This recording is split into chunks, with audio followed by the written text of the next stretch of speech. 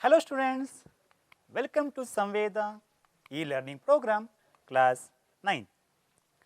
A warm welcome to you all to study science subject. Chapter 1, Matter in our surroundings. The learning point of session 2 of 3 is states of matter, solid state, liquid state, gaseous state and effect of changing in temperature. Students, in our daily life, we see varieties of substances, varieties of things around us. Morning time, we used to drink milk, we eat different types of fruits, sometimes we play with different objects like ball, we go for a ride with a bicycle. In hot days, we use fan. These are all made up of different types of matter. A picture showing you that there is a hat, pencil, bicycle, apple, tree, a group of substances. In middle, you see water in a bowl, milk, soup, juice, a group of substances. In another group, you see wind, air, steam, fog, etc. What are these? So, one group you say they are solid, in other group that is liquid, and third one is gases. So, we observe different types of matter around you. So, what are its different states? Some is hard to touch, some is flowing, something we can't see, that we can feel. So, we can see that matter around us exists in three different states.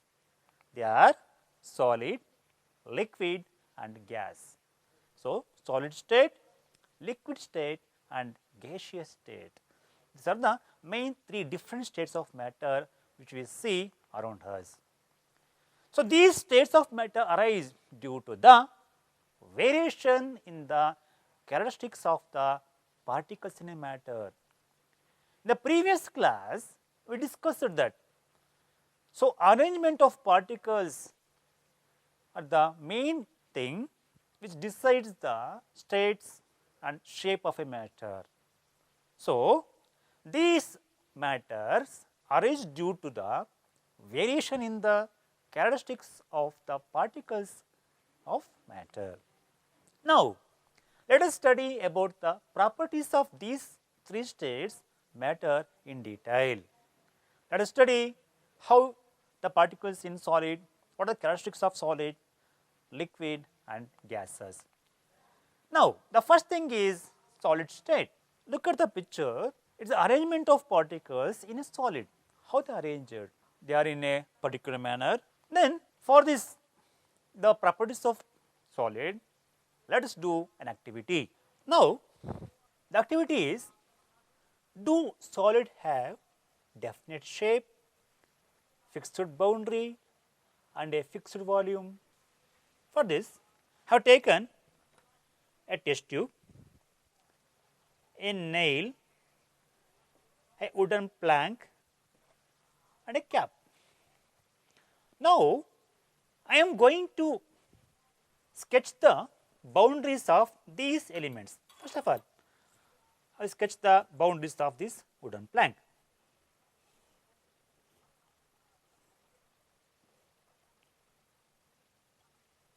Okay. Now, I am going to sketch the boundary of this cap,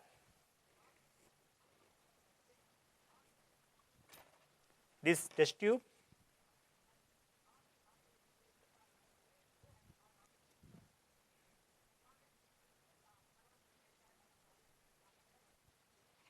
a nail,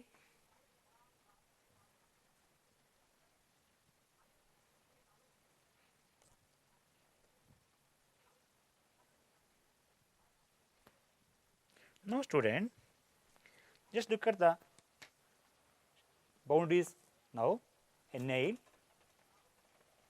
a test tube or a cap, a wooden plank.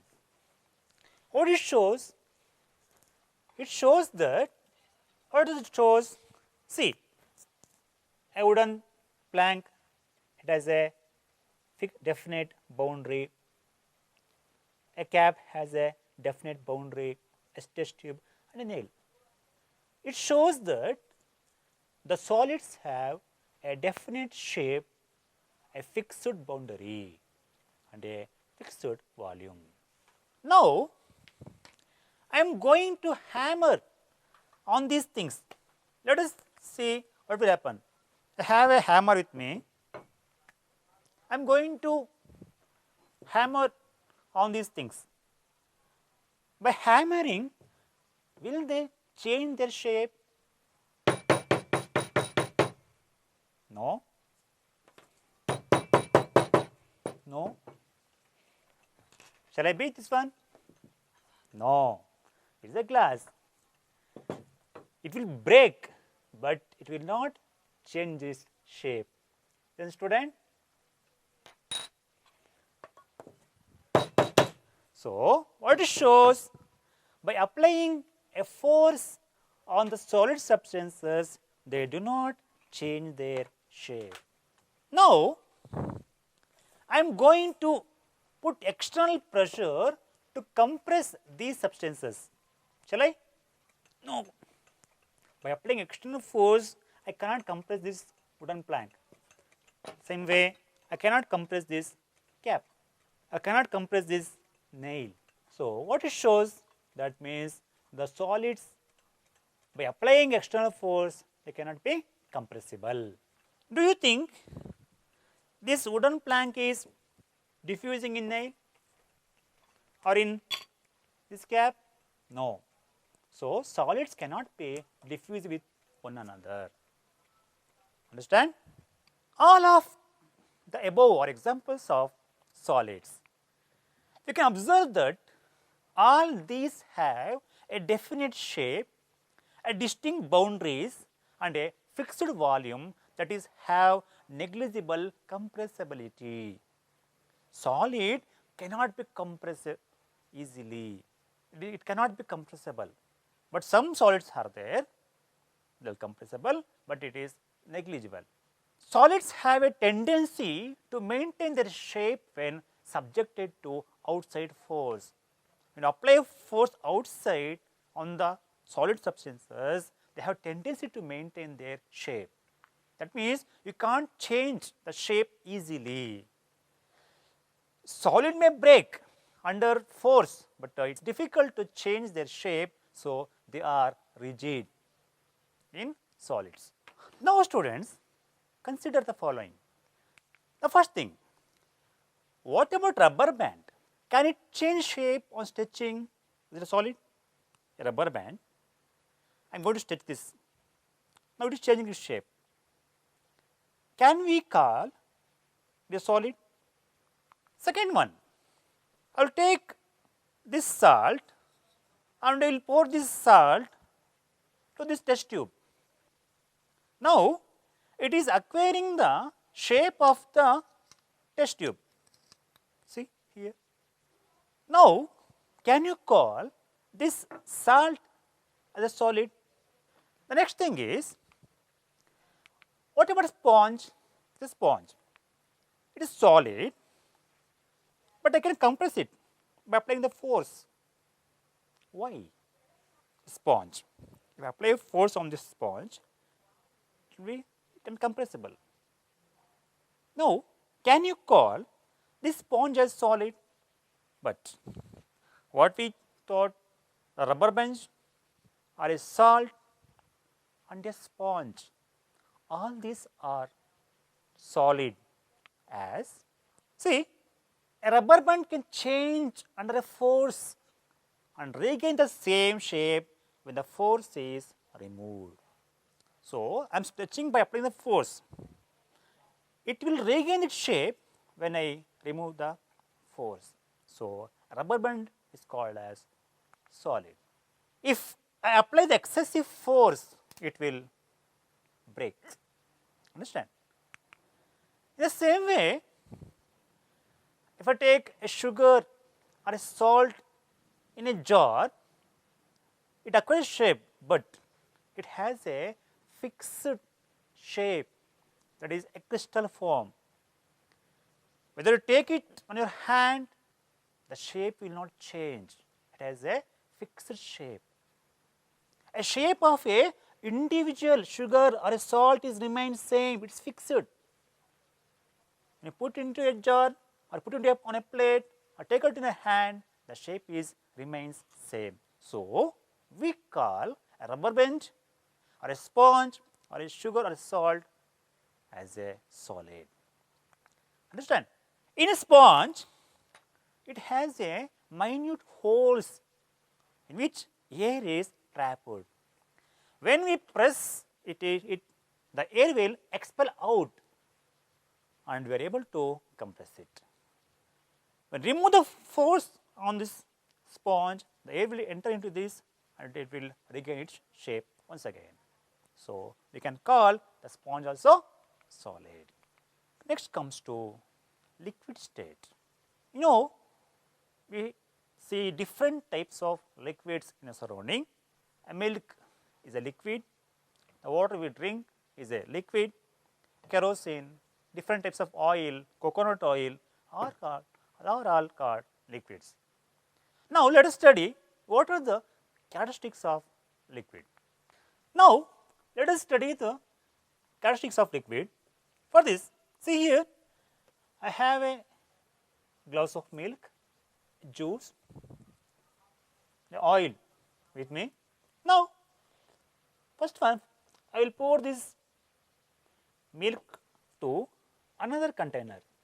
You can see here, it acquires the shape of another glass jar. If you pour this milk to this coffee cup, it acquires the shape of the coffee cup. In the same way, we can do with this juice also. It starts to acquire the shape of the another jar, isn't it? It starts to acquire the shape of the pot. Next thing is, liquid can flow easily, isn't it? So, you can pour the liquid so easily, so they will flow easily. You can't see the solids can flow easily, isn't it? Even though, see here, compared to this milk and this salt, can you observe this salts flow easily? No, it will settle at a particular places. But if it starts to pour the milk, it starts to flow easily, isn't it? So, by this experiment, you can conclude that liquids do not have definite shape, but they have fixed volume. They acquire the shape of a container. They flow easily. Another thing is that liquid can diffuse with other liquids. See, I can diffuse this milk with the juice. Will it diffuse easily? See here. Yes. It shows that liquids can diffuse in other liquids. So, you can say that liquids flow and change shape. So, they are not rigid, but can be called fluid. Understand, students? The next thing is, we can say solids and liquids can diffuse into liquids. Okay. So, the salt will, if you add salt to the liquid, diffuse in the liquid. By these activities, we observe that liquids have no fixed shape, but have a fixed volume. Liquids, they do not have a fixed shape, but they have fixed volume. So, they take the shape of the container in which they kept. They can be take the shape of the glass when we pour it into a glass. They take the shape of the cup when we pour into the cup. Likewise, they will acquire the shape of the container in which they kept, but they have a fixed volume. Liquids flow and change shape, so they are not rigid, but can be called solids, and liquids can diffuse into liquids. How is it? How is it? Solids and liquids can diffuse into liquids. What does that mean? See, the gases from the atmosphere diffuse and dissolve in water. These gases, especially oxygen and carbon dioxide, are essential for the survival of aquatic animals and plants. We know that fish breathe dissolved oxygen in water. So, all living creatures need to breathe for survival. So, the aquatic animals can breathe underwater due to the presence of dissolved oxygen in water. You know that all animals, including it may be plants or different types of animals, they need oxygen for breath, isn't it? Thus, we may conclude that solids, liquids and gases can diffuse into liquids. Understand? So, the one thing is that the rate of diffusion of liquid is higher than that of solid. Why? Because the particles, the arrangement of particles in solid are so tight compared to liquids. In liquids, the particles are slightly loosely arranged, so they diffuse very fast compared to solid. This is due to the fact that in the liquid state, particles move freely and have greater space between each other as compared to particles in the solid state, as I told in the last point. Next comes to gaseous state gas. Can you see the air? No, you can't see air, but you can feel air is there. But when it is polluted, you can see the air as a polluted air. Student, have observed a balloon cylinder filling a large number of balloons from a single cylinder of gas? You might have observed. ಜಾತ್ರೆಗಳಿಗೆ ಹೋದಾಗ balloon ಮಾರುವಂಥವನು ಸಿಲಿಂಡರಿಂದ ಬಲೂನ್ಗಳನ್ನು ತುಂಬಿಸಿ ಮಾರ್ತಾ ಇರ್ತಾನೆ. He used a gas cylinder to fill the balloon. Enquire him, how many balloons is he able to fill from one cylinder? Ask him, which gas does he have in the cylinder? Is it hydrogen? Is it oxygen? Is it helium? Just enquire him and find out the solution. If you don't know, ask your teacher and elders. Okay? In order to study the characteristics of gases, let us do an activity. Now, let us study the properties of gases. For this, I have a piston. You can also do in your home. It is low cost and no cost.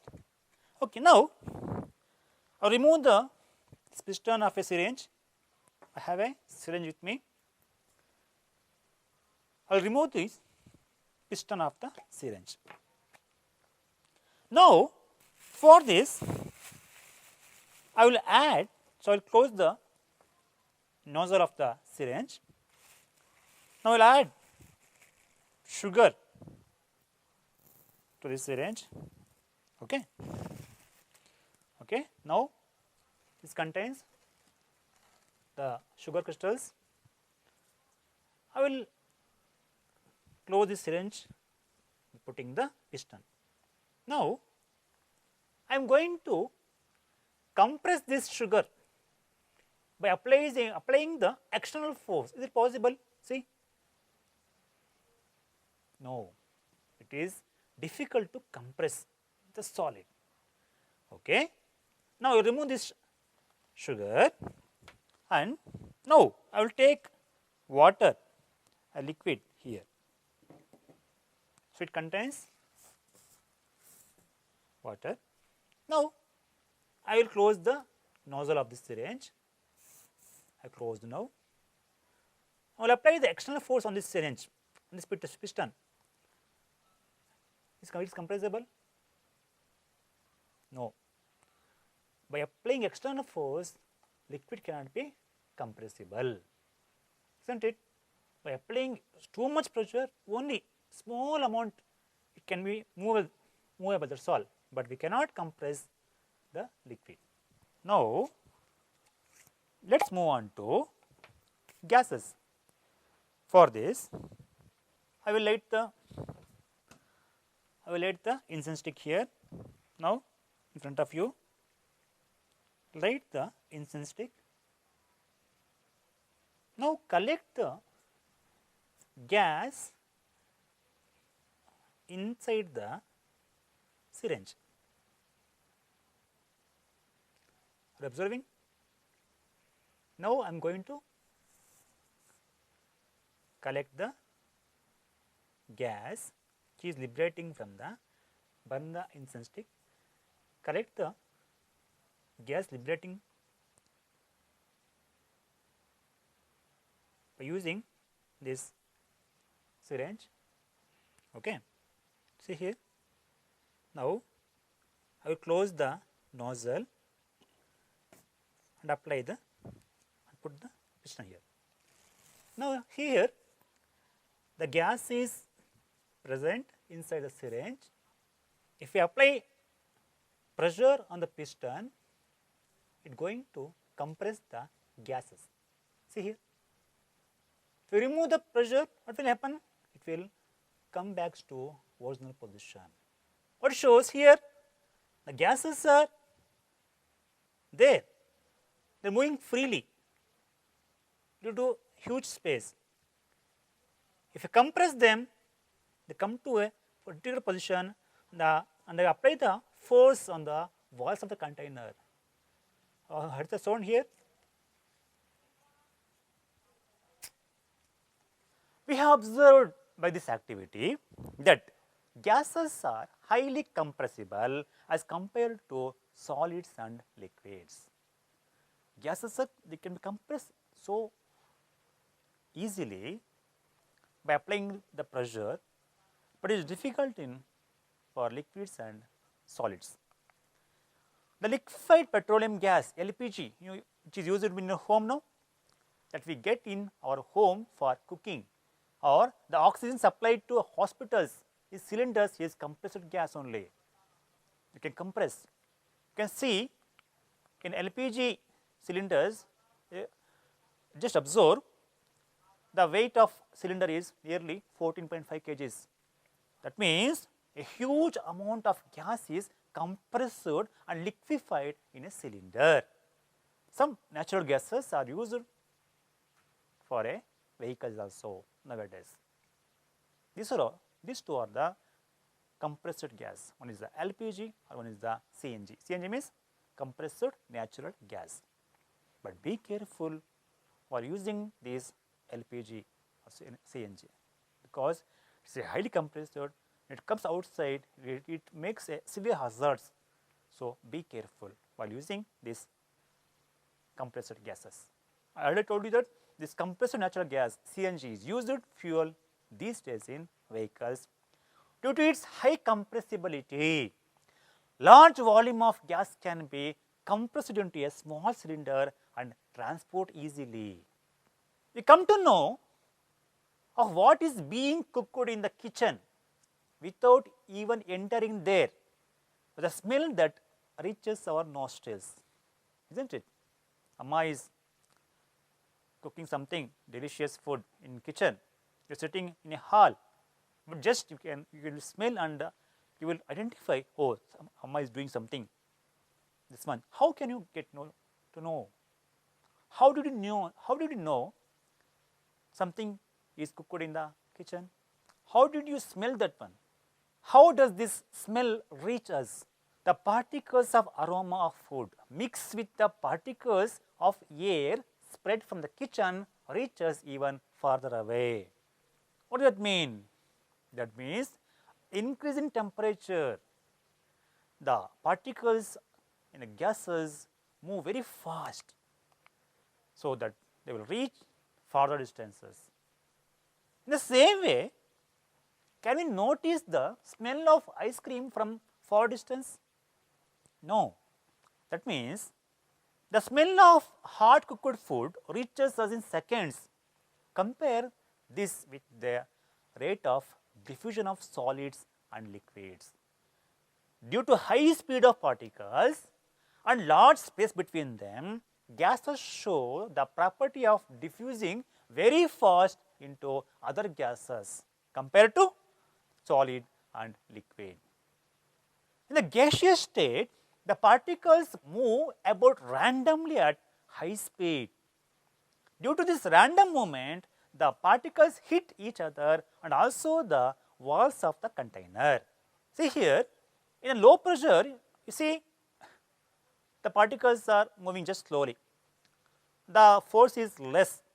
When the pressure is high, the particles are compressed so that there is a large amount of force applying on the walls of the container. The pressure exerted by the gas is because of this force exerted by gas particles per unit area on the walls of the container. Can matter change its state? We all know from our observation that matter can exist in three states of matter. They are solid as ice, liquid as a water, gas as water vapor. So, on melting, ice become water, liquid water. By evaporation, once again, water become steam. In the opposite way, by condensation, gas turns to liquid. By freezing, water turns to solid. This shows that matter can be changeable. So, what happens inside the matter during this change of state? So, what happens to the particles of matter during the change of states? So, how does this change of state takes place? So, we need answers to these questions, isn't it? We should know the effect of change of temperature. One activity for this, the effect of change of temperature. Now, students, let us discuss the effect of temperature on a states of matter.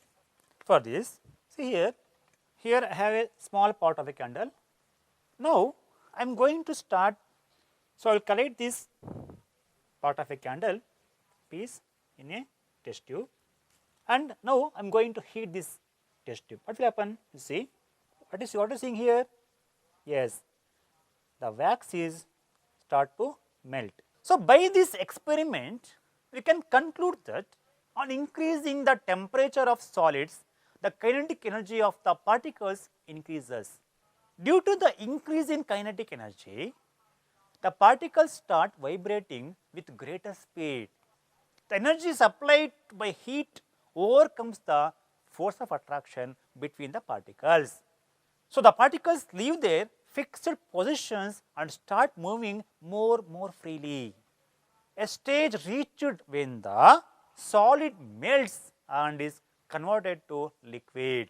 So, what is melting point then?